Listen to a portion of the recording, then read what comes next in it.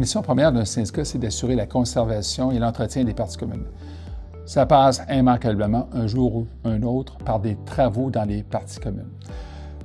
Alors évidemment, le conseil d'administration doit les planifier. C'est ce qu'on appelle le plan pluriannuel de travaux qui permet, dans le fond, d'avoir une vision des travaux en devenir. Ces travaux-là doivent être exécutés avec diligence, avec professionnalisme, pour éviter que, parfois, ça arrive dans certaines communautés, que ces travaux-là ne soient pas performants. Il faut rappeler également que le syndicat a un devoir d'assurer l'entièreté du bâtiment, partie commune, partie privative. Par la force des choses, il doit voir à la conservation et à l'exécution des travaux, faute de quoi il y a un risque d'augmentation de la sinistralité dans une copropriété.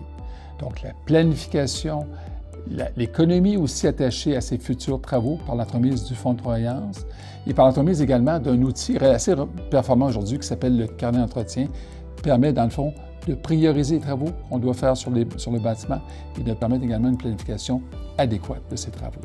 Bon, il arrive parfois que les copropriétaires s'objectent à l'exécution de travaux parce qu'effectivement, ça peut amener ce qu'on appelle un appel de charges particulier, ce qu'on appelle aussi cotisation spéciale.